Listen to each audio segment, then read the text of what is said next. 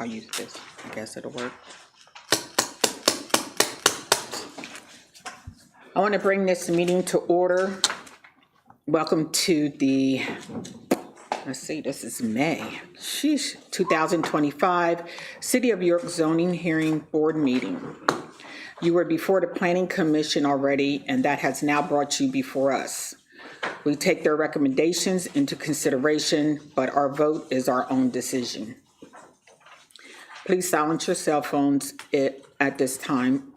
Excuse me. When you come to the mic, please present your information, speak directly towards the mic so our stenographer may hear you. And that way she'll be able to capture all information as you speak. Introduction of our board to my right, and it would be your left. First we have, you guys moved around on me. Okay, wait a minute. Lester. Is Abbott? Okay, Lester Abbott, and then we have Blade Klein, and we have Adam Nugent. We have our wonderful Franklin Williams, and I am Cena Jenkins. To my left, we have Tom Lang, our standing-in solicitor, and Karen Brown, our stenographer.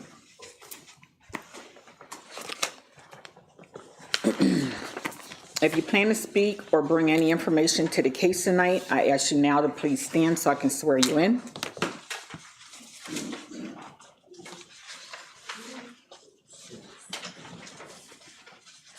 Okay. Please raise your dominant hand. Do you solemnly swear to tell the truth, the whole truth, and nothing but the truth? So help you. Please respond by saying, I do. I do. Let the record show that everyone has agreed. All right, Sir Solicitor, could you please read in our case? Yes, ma'am. Turn the mic on. The applicant is Kevin Foucault, 409 West Market Street, York, PA, 17401, who is represented tonight by attorney Courtney Buechler? Buechler. I'm sorry, I always mess that up. Of CGA Law Firm. One of these days, I will get it correct. Buechler. CGA Law Firm. The owner of the subject property is Safe Haven in York, PA, of 409 West Market Street, York, PA, 17404, or 401, excuse me. The subject property is also 409 West Market Street, which is located in the UN2 Urban Residential Neighborhood District of the City of York.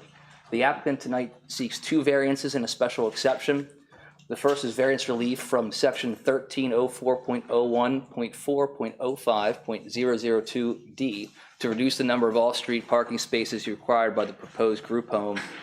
The second variance relief is from section 1304.01.1.04.00B to allow up to 16 occupants in the proposed group home. And lastly, the special exception from section 1311.10.D to allow a group home conversion from a single family home. The application was reviewed by the planning staff of the City of York, and the planning staff recommends denial of all the variances and the special exception. The Planning Commission met on May 12th of 2025 and unanimously approved both variances and the special exception. The record before the board this evening consists of the application itself, a Department of Drug and Alcohol Program certificate of licensure, a floor plan of the subject property, and photographs of the subject property. Ms. Jenkins. Okay. If you want to step to the podium. Hi, good evening. As you said, my name is Courtney Buechler, and I am here on behalf of with CGA Law Firm on behalf of Safe Haven in York. To begin, the proposed building will be utilized as a licensed residential facility for individuals in recovery from addiction, providing a safe, supportive, and structured environment. As a licensed facility by the state of Pennsylvania, the property will offer comprehensive services designed to help residents rebuild their lives, including access to counseling, life skills, training, and peer support groups.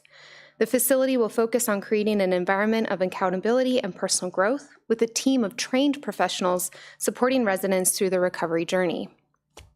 In an effort to provide a clearer and more expansive idea of what these requests involved, I'd like to bring forth a representative from the organization to add additional testimony.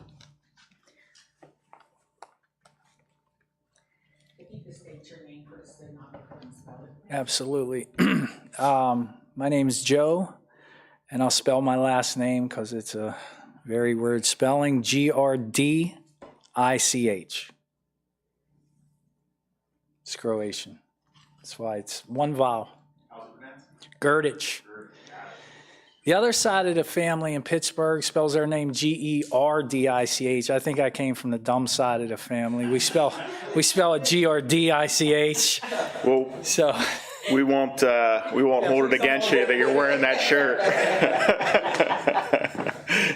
All right, and can you please state your affiliation with Safe Haven in York? I'm the director of operations for Safe Haven. I have been for 11 years.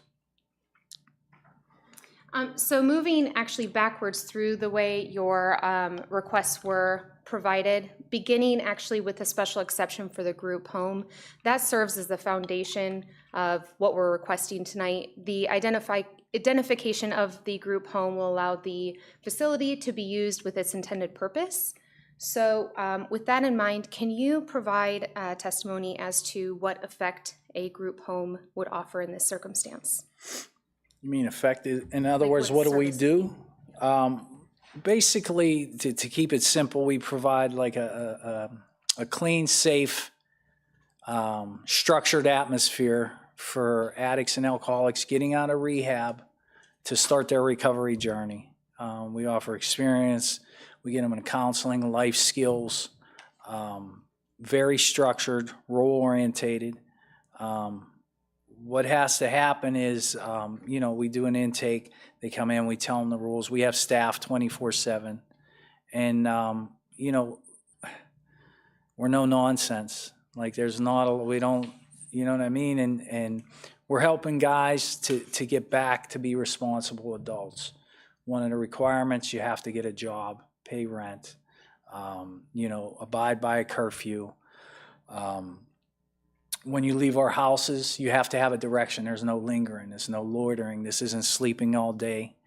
We're not a rent-a-room or, shelter. Those serve purposes, but that's not where our men are in action. And that's, from my own personal experience, that's what I learned that works best. They have to do a 90-90 AA or NA. That's Alcoholics Anonymous or Narcotics Anonymous. Have to have a sponsor. We have house meetings once a week where they update each other. They participate in cooking meals, and they have to be responsible adults. We don't put up with a lot of BS there, to be honest with you. So that's a snapshot of what we do. Just to clarify, it is an all-male facility? Or? Yes, Okay, yes. Gotcha. Mm-hmm. Yeah, we don't want to complicate things too much. Has the Department of Drug and Alcohol Programs already provided licensure for you Yes. to operate? Yeah, Can we you have- explain what that process entails, please? I don't think we have enough time. It's intense. They come through with a fine-tooth comb. Some of the biggest things they check: fire escapes, smoke detectors, carbon monoxide detectors. They measure everyone's bed. According to DDAP, each resident has to have at least 60 square feet, single room 70 square feet of their own space. Then they get into our books and our rules, and we have to have certain rules according to their, DDAP standard as well, that maybe we didn't see as a rule, but they consider, so we have to abide by it. And then they get into like myself, I had to have 6 hours each year of training, 6 hours of certification. What else do they do? They check our intake packets. We have to have grievance forms in case a resident feels that something isn't right. They have an ear now with Department of Drug and Alcohol as before. What was it, 3 years ago? It was just, when I got to York 15 and a half years ago, recovery houses were the Wild West, let's be honest. And it's changed. And DDAP was part of that change. I came through a recovery house personally. I came here from Pittsburgh out of rehab, and, looking back, it saved my life. And that's what I personally, I try to give back. I have the experience in the recovery house. Now I have 15 and a half years clean and sober. Not that you want to hear my personal story, but I have a lot of experience in this area. And, you know, when I showed up in York, it was wild. Like anybody can open up a recovery house. They rent a house and they say, this is our recovery house, and everyone there is smoking crack and, you know, bothering the neighbors and stuff like that. That has changed immensely. And I know that gives a lot of recovery houses a bad reputation, but it has changed. And thank God that DDAP was a part of that change, because you got to be legitimate to do that now in this industry. So yeah, they're very, and they'll come in once a year. Once you get your license through DDAP, they come through and check everything. Then they'll come back once a year. It's called a recertification. And they go through everything. And, you know, every year they got their thing, but they're looking for. But what I found with DDAP is they want to help you make a better recovery house. They're not, when I first heard it, I thought it was going to be us versus them, and it's not true. They're like, they've been very helpful. But yeah, they're pretty strict. So if that helps any.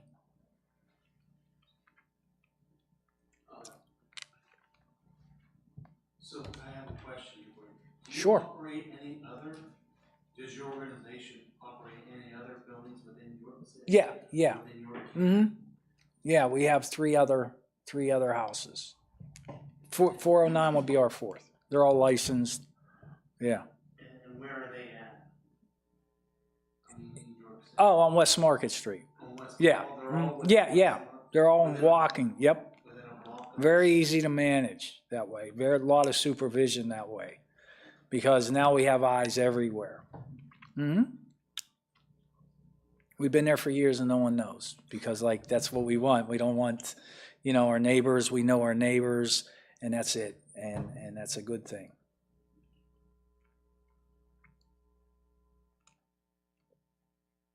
Are there any questions specific to the intended purpose or the request for the special exception for group home before we move on to another portion of the application?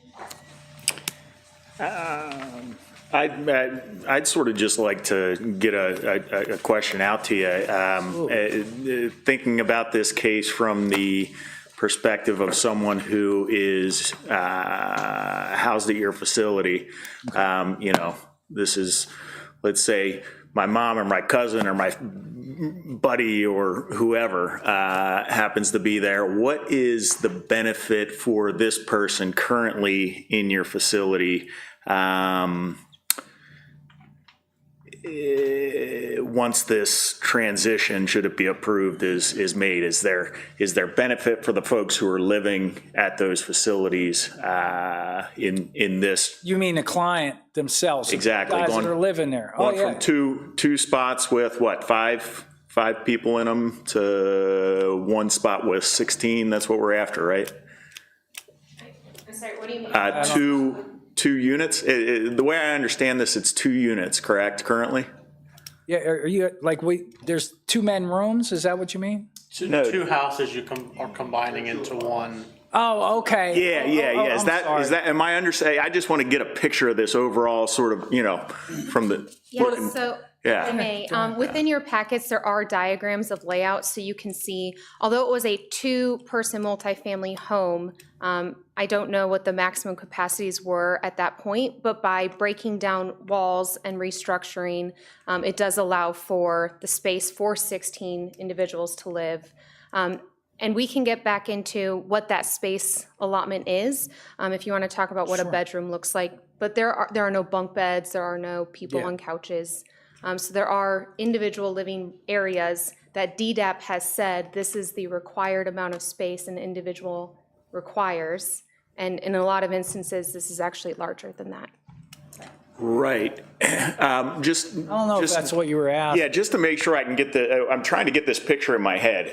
Currently, there are men staying in one of your facilities, right? Correct.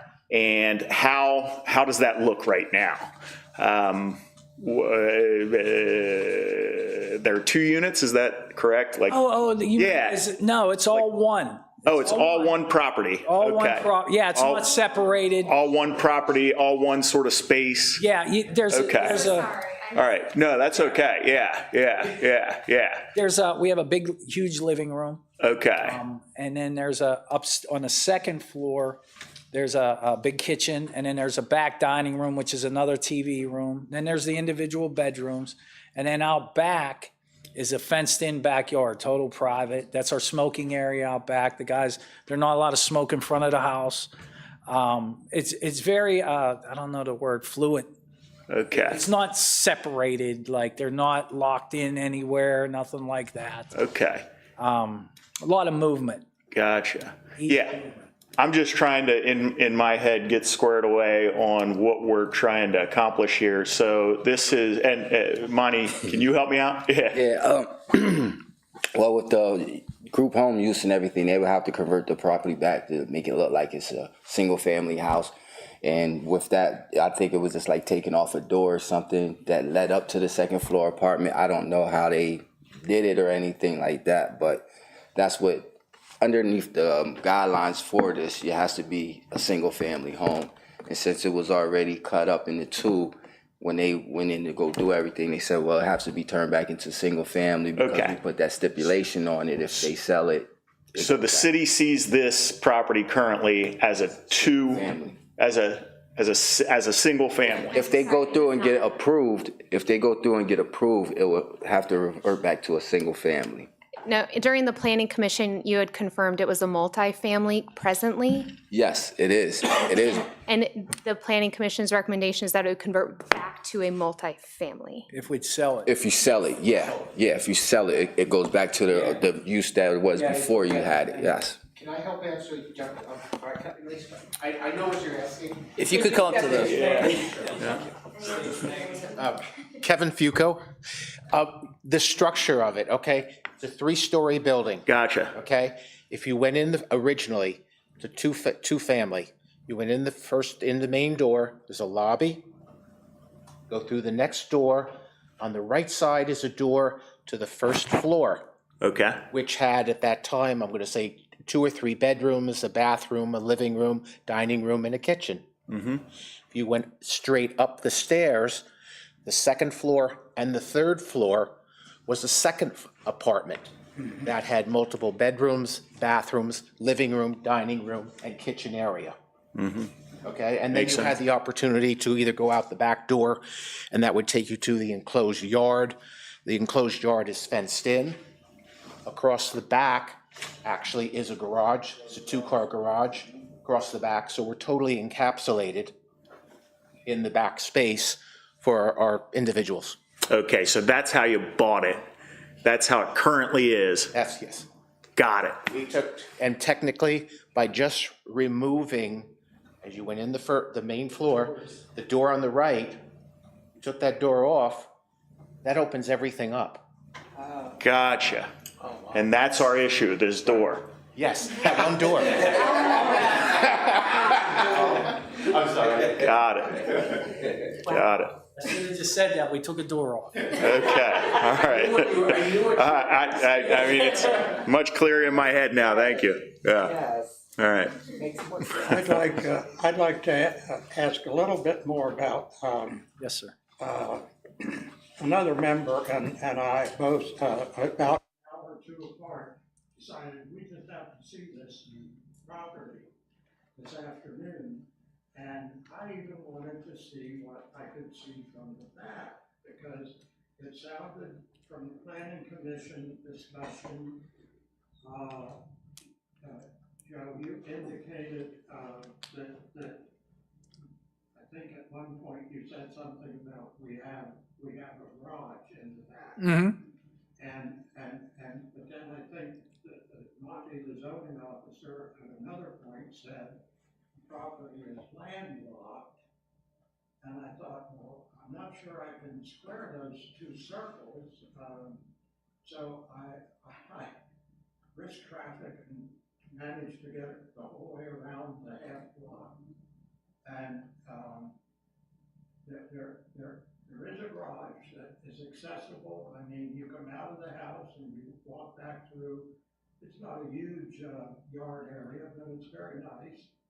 And, 6 or 8 months out of the year, we can spend time outside. Mm-hmm. and you can get to the garage that way, right? Yes, there's a door to the garage in the backyard. What I call a people door.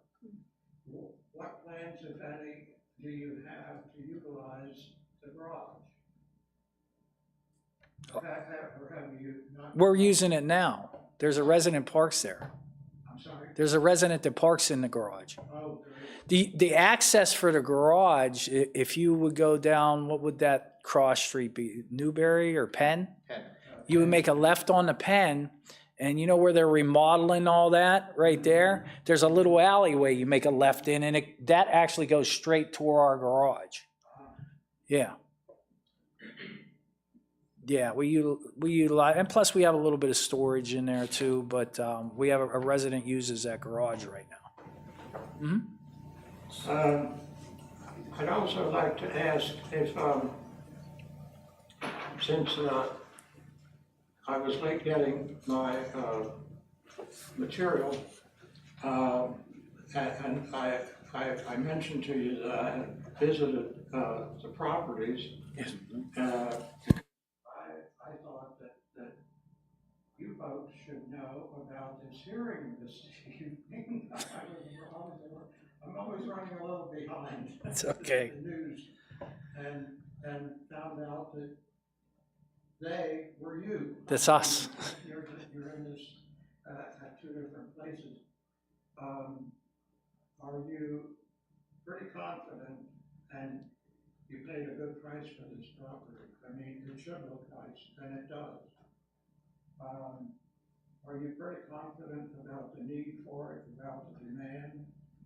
Unfortunately, yes. You know, it's alcoholism, and not to get into the specifics of that, there, alcoholism and addiction, and it's unfortunate, there's never a shortage of business. I don't like putting it like that, but there's always going to be alcoholism and addiction, and there's never, as a matter of fact, probably now there's a need more than ever with the opioid epidemic. People are really dying out there. And, you know, that's why we call it Safe Haven. We're trying to get that place. Everyone that comes to us has to do at least 30 days in rehab.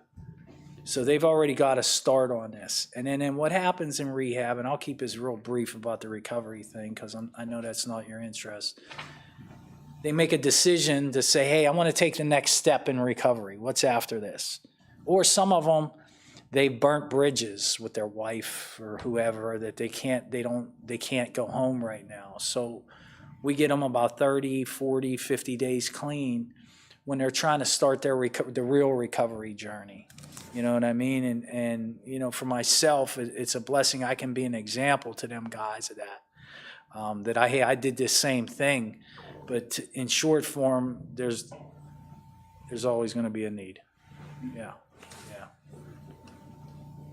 I have two questions as well. So I recognize the need is there, of course. I know at planning, it was brought up about there being a larger concentration of recovery homes, and you mentioned yourself in this same block. So are there other homes besides the other three that you run in this block? No.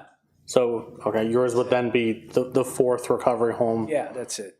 And I know we don't have anyone from the neighborhood here this evening, I don't think, but have the neighbors approached you? Has anybody discussed having a fourth recovery home? No, right now, to the best of my knowledge, I don't even think there's no houses for sale on that block. But no, and you know, when it comes to recovery homes, I try to stay in my own, like I focus on Safe Haven. When I got to York, there was over 100 some recovery houses in York, some of them good, some of them not. I don't know like where the nearest one would be, to be honest with you. But no, we have no plans to open up more, and there's no other ones on. But no, I guess no open opposition or anything. Nobody has come to you and said that you're aware of or anything like that. Not that I'm aware of. No. Okay. The other homes that you run are 16. Do they have 16 individuals in them as well? Is that typical of a group home? Yeah, that's about an average number. We have 10, 15, and 13. Okay. So they have all. The bedrooms? Yeah. This house has more bedrooms. But, yeah, because of the bedrooms. And again, we don't jam 5 guys. We have 2 men rooms, no bunk beds. But because of the layout, the structure of the house, that's all can be in those houses. Okay, thank you.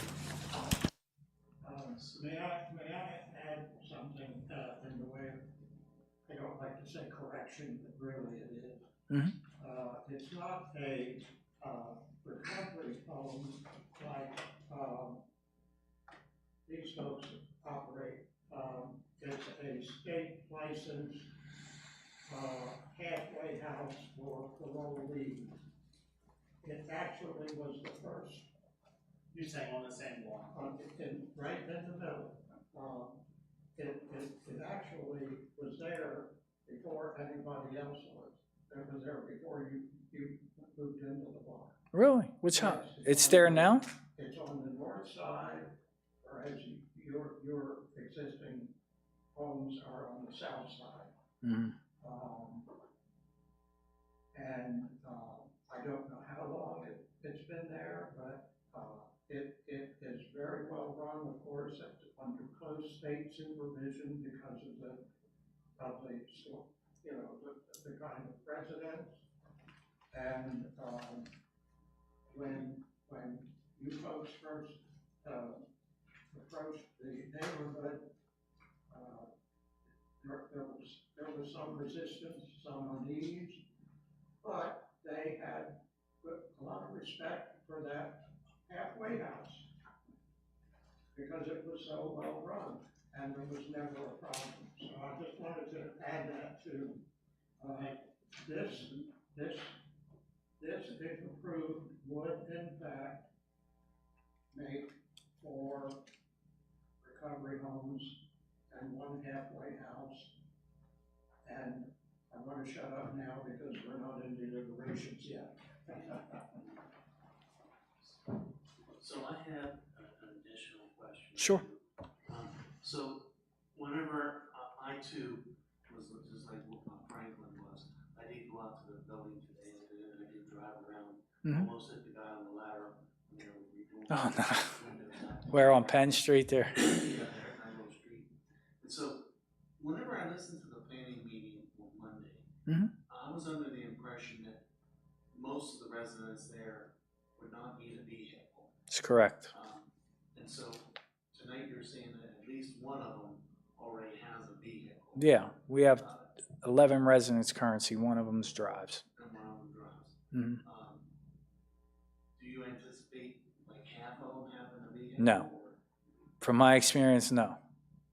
Our other houses, we have 2 out of 15, 2 out of 10, and the other house, none drive. And again, what happens, we get the guy, they have DUIs, a lot of them don't have cars. By that time in their recovery journey, when they're purchasing cars and stuff like that, they're ready to expand, to move out. You know, I can't guarantee it, but I've been there 11 years and we've went years with no guys driving in the houses. So. That's all I had, thanks. So there are folks living in the property now? Yeah. So you have 11 living? Yeah. Okay. But I'm sorry, but you're seeking a variance to, how many you're allowed to have right now? Is that, maybe you can answer that. Well, so it was operating as the DDAP license. So the first portion, they said to have this request put in. And so that's why we're asking for the 16 now, instead of having it be at full capacity already. Okay.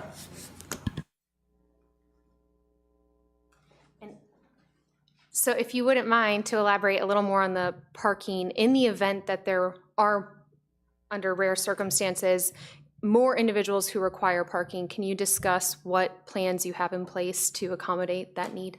Yeah, so we got Caddy Corner behind the market. There's a city parking parking lot. Yeah, and as well as we got, actually it's a 2-car garage. You can fit 2 cars in it. But again, I don't see the need for it. But we're even willing to buy them parking passes if needed for the city. So if you have a, Say we get 5 people in there. sure. Which, So if you already have a plan sort of in place. yeah, we've already checked that the city parking lot. Then do you still need to seek the variance for parking if you already have a solution in place that you yourselves could provide? Yeah, they do, because Yeah. it's a requirement. Okay, thank you. She answers the technical. Thanks, Tom. No problem. I just wanted to say, first of all, God bless you and your company. Thank you.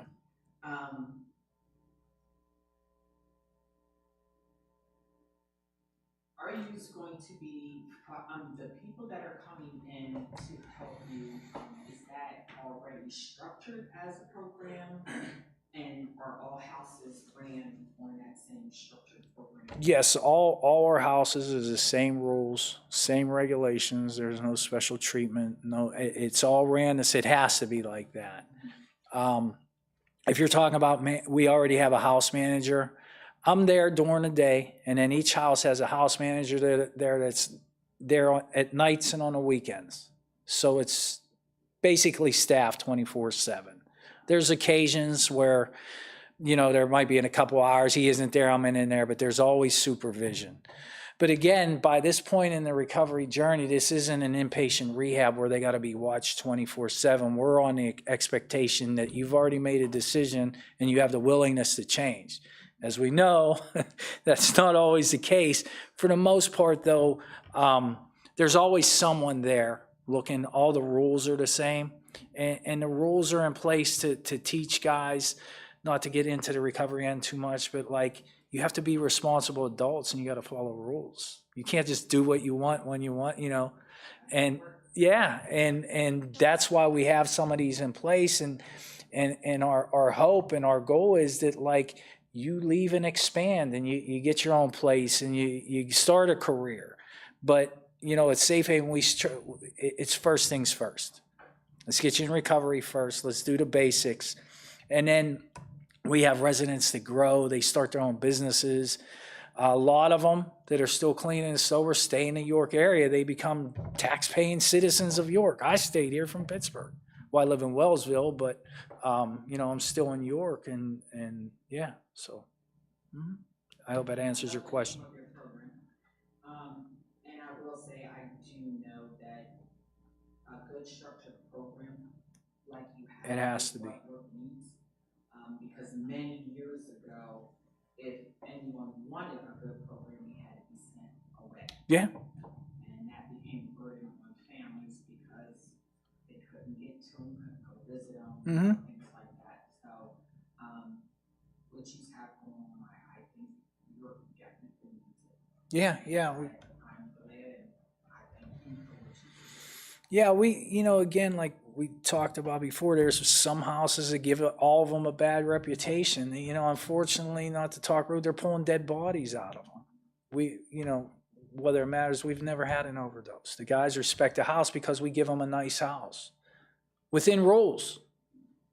Within rules, you're not going to come and just do what you want, and the guys that want to do recovery, they respond to that. And, and that's just part of what we try to accomplish is giving them we want them to feel at home. A lot of these guys have been on the streets, in prison, you give them a nice, clean, comfortable home, they respect it.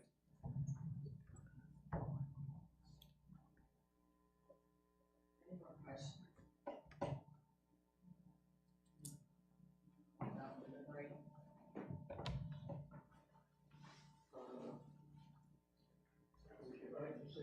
Councilwoman Johnescu would like to offer anything. Okay. Good. You sure? Okay.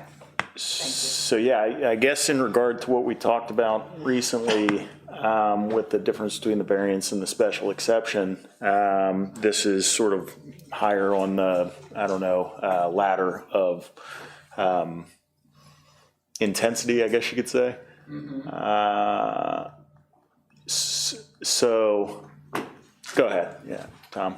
Well, yeah, I had just a couple things I wanted to add quickly before you deliberated. One, I redrafted the motions for the off-street parking and for the home occupancy. And the reason I did is to actually put a number on the off-street parking that you approve, kind of like I did before. And so if we could settle on a number that you think would be reasonable, I understand that most of the time you're not going to have it. Whatever you have on site, if the board would consider that, we'll just put that in the motion.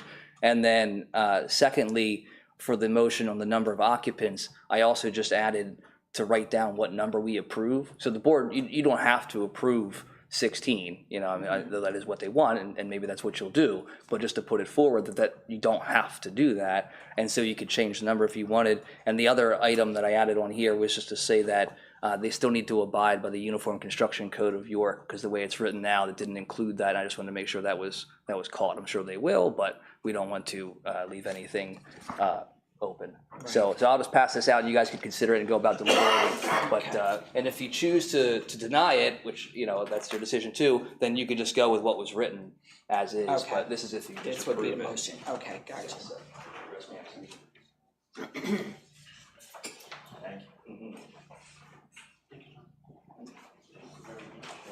Courtney, if you'd like a copy, I'd give you one. That would be great. Thank you so much.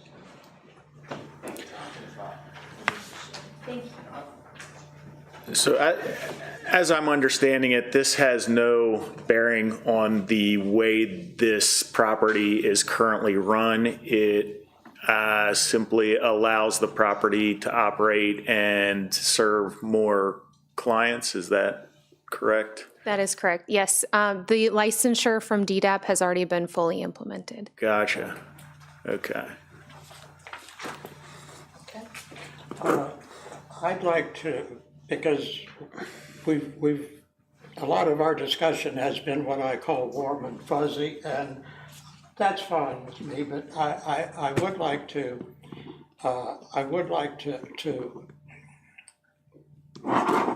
just a little bit of history. And, you know, I moved to the 500 block in 1997. I can promise you that if this hearing were 20 years ago, that 2 rows would be filled with my neighbors.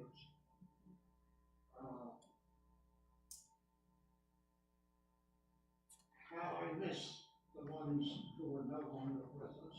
I have so wonderful people, but they were very, very nervous about their neighborhood not changing. And somebody bought a property, and their dream was to convert it into an English tea house. My neighbors got nervous about that. They said, will you have live music?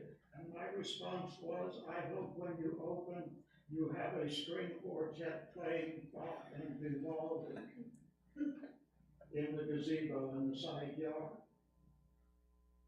We approved them. We fixed up the property. They had a grand opening, and Stan took me by the arm and walked me through. He said, I've got something for you. We went to the side door, and there was the string quartet. Those neighbors are gone. They've been replaced in many cases by good people, but there's not as much of a sense of neighborhood, I'm sorry to say.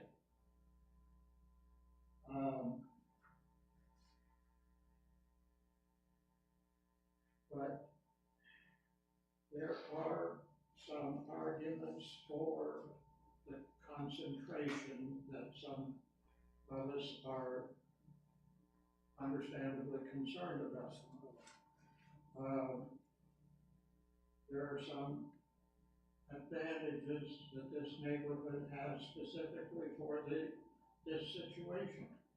The bus center is 2 blocks down the street. There are businesses that, you know, the farmer's market is less than a block down the street, 3 days a week. One of the main bus lines runs right on Market Street. And some of these are advantages that, oh, and right across the street from 409 is 408 West Market Street, which is Union Lutheran Church, which is a church committed to the city. I think almost every day of the week except Sunday, they host 12-step meetings in meeting rooms in the back of the church.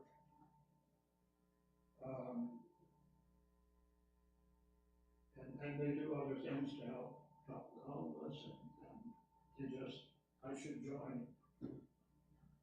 But I think that there's a role played by momentum. And if the momentum is in the right direction, it helps to carry people and the neighborhood along with it. Or if the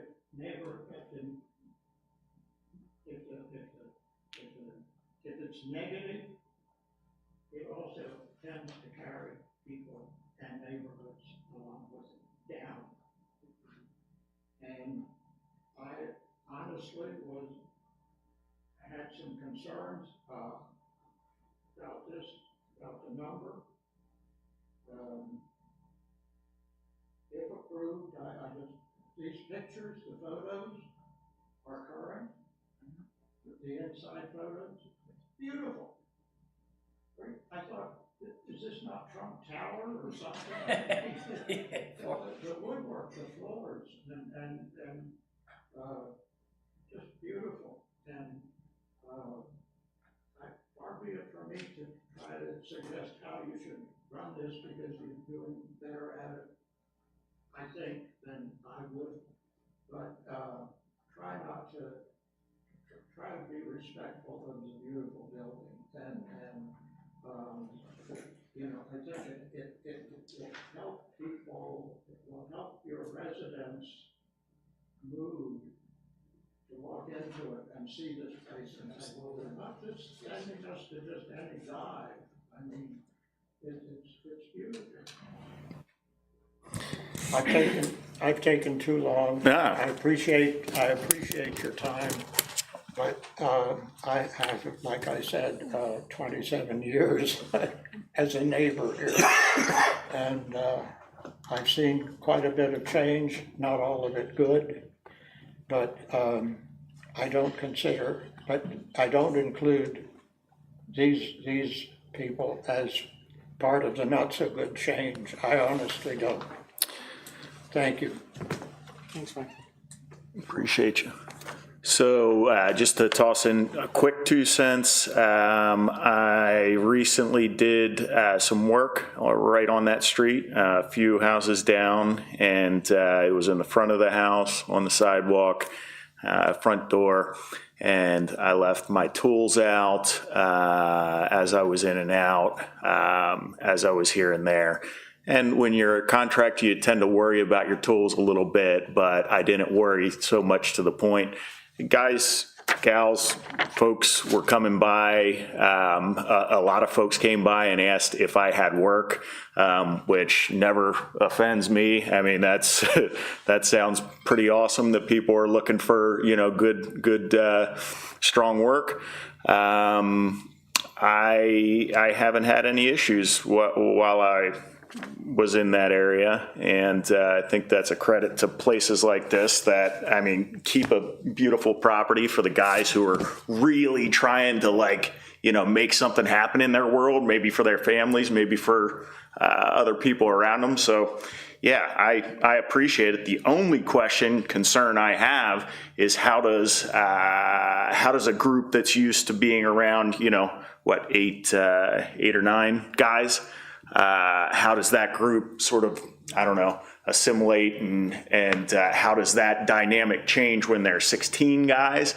And I don't know if, you know, we have time to answer that question, or, you know, how that works. I know if I'm, in a transitional state and I'm used to a certain amount of guys, and then a larger group of guys come in, it might be a little traumatic on me. I don't know. I think one part of that is you have to look at, they are not getting them off the street, they're getting them from a rehab. A rehab, they might be in a facility with 60 people. So they're already adapted Gotcha. to being around a group of people. Gotcha, yeah. And then actually it's smaller, when they get to the home, it's smaller amount of people. That is actually really good Because I mean, information. even Yeah. their therapy sessions or group sessions that they have, sometimes there's 30 people in them, sometimes it's 60 people in them. It just depends on what, and that's what I was saying to him, that it used to be where people in the York area had to be sent to other places to get that proper care. And those rehabs, you had people coming from all over, Gotcha. but they were in massive amounts. Thank you for that context. Yeah. Because 16 to me seemed. That, I mean, he It's a has step down from where they are now to ultimately a step down to reintegrating. Yeah, he has all males, and then they also have all female facilities. And you know how women can be when we get together. But they have, you know, big in groups, and they learn to get along. So this is small compared to what they may have been coming from in the last 30, 40, 60, 90 days. Plus two, you're exactly right. Excuse me, I'm sorry. Could you just come to the mic if you're going to talk? It's for the stenographer. Thank you. You're exactly right. And then what I'd like to add to it is one of the things that we try to teach it, wherever you work, wherever you go, there's going to be different walks of life, different cultures. You're going to have to blend.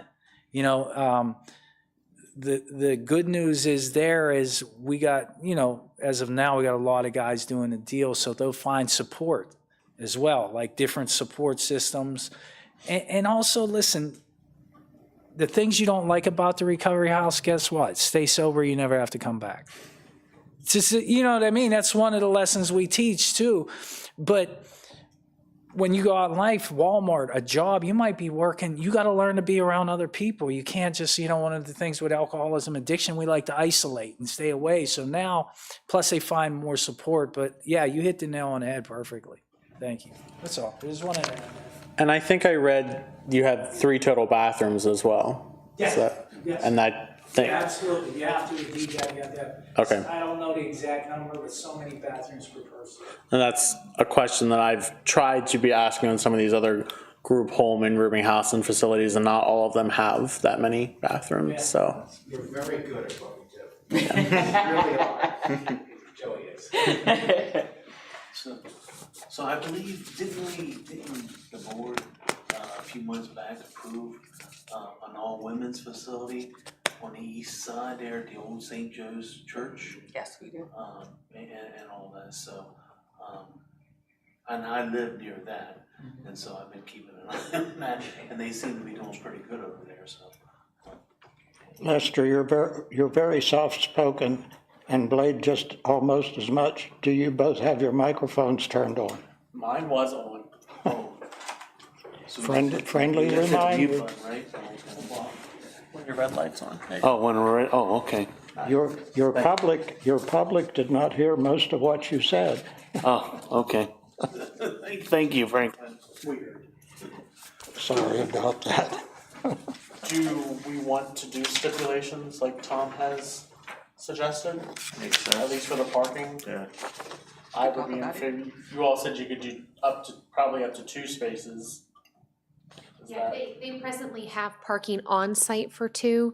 The request that we have would be an additional 2 off-street, if that's something you're willing to consider. So it comes to a total of 4.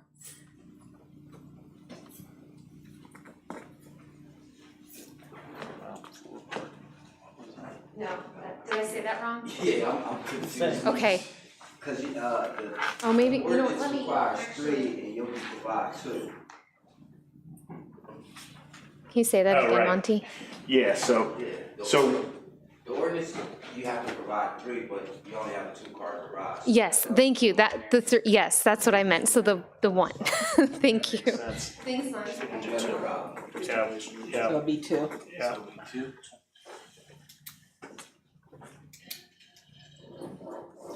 And thoughts on number of occupants? After the explanations, I feel pretty good with 16. Before, I was a little hesitant. Same. Do you all feel that 16 is the max? Or I should say the minimum of? Yeah, there would be no instance in which 17 would be something they'd pursue, and that is largely driven by that DDAP licensure. And my apologies, I just don't know the ins and outs of the DDAP. Nor do I want to, frankly. No, we've been here a while. Just because there's 16 doesn't mean we'll have 16. Do you know what I mean? In the summer, recovery houses sort of clear out just a little bit because the weather's getting nice and, but that would be the max, but that, we're not always running at that either. So just to let you know that. Thank you.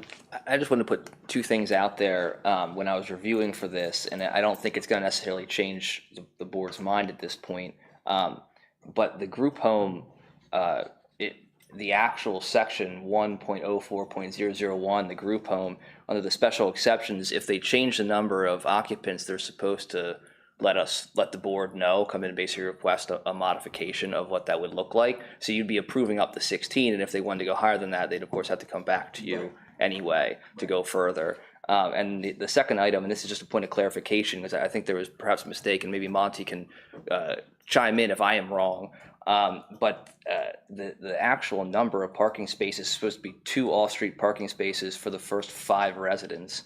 So that'd be 10, and then you're adding on 1 for each 2 new residents you add. And so by my calculation, you would actually need 15 parking spaces. But again, I understand, given the nature of what this home is dealing with, the people don't have cars per the testimony. I don't think it would be running afoul of anything, but just simply for the clarification of the record that, that is the requirement of a group home, in the code. But again, from the testimony provided, I think it's clear that won't be an issue, but I just want to put that before the board. So. Thank you. So where are you?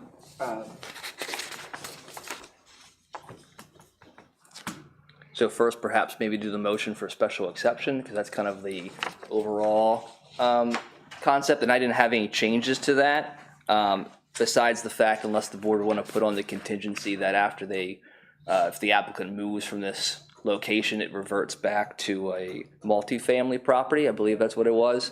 And so you would be converting it to a single family home for use as a group home. And then when the applicant moves out, it would then go back to a multifamily home. So moved?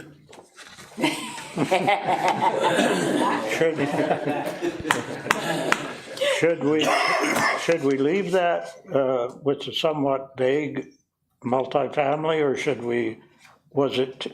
apparently it was 2 units? I think we leave it as multifamily. I mean, because they're going to make the changes to make it into 1 unit, and then if a subsequent person wants to come in with that consideration in mind, and it's going to convert back, that's their nut to crack, in my opinion.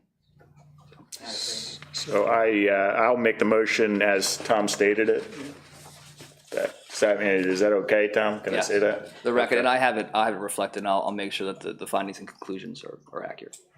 Okay, so. Do we have a second? I'll second. Thank you. Sorry, Scotty, you were low. All Yeah. right, so calling for the vote, we'll start down here with Mr. Abbott, Yes. Mr. Klein, Aye. Mr. Nugent, Aye. Mr. Williams, Williams, aye. Jenkins, aye. Thank you. And I'll motion to approve a variance reducing the off-street parking requirement as defined in section 1304.01.4.05.002D for 409 West Market Street in the UN2 zoning district, allowing parking for 2 parking spaces. I second. Motion has been moved and approved by, moved by Mr. Nugent, second by Jenkins, calling for the vote. Mr. Abbott? Aye. Mr. Klein? Aye. Mr. Nugent? Aye. Mr. Williams? Williams, aye. Jenkins, aye. And I'll motion to approve a variance from section 1304.01.1.04.001B for a group home to allow up to 16 occupants, provided the applicant still abides by all other requirements of the Uniform Construction Code of the City of York for the property at 409 West Market Street. Second. It has been moved by Mr. Nugent, second by Mr. Williams, calling for the vote. Mr. Abbott? Aye. Mr. Klein? Aye. Mr. Nugent? Aye. Mr. Williams? Williams, aye. Jenkins, aye. Thank you all. Appreciate what you guys do. Good luck. Yes. Thank you very much. We are adjourned, sorry.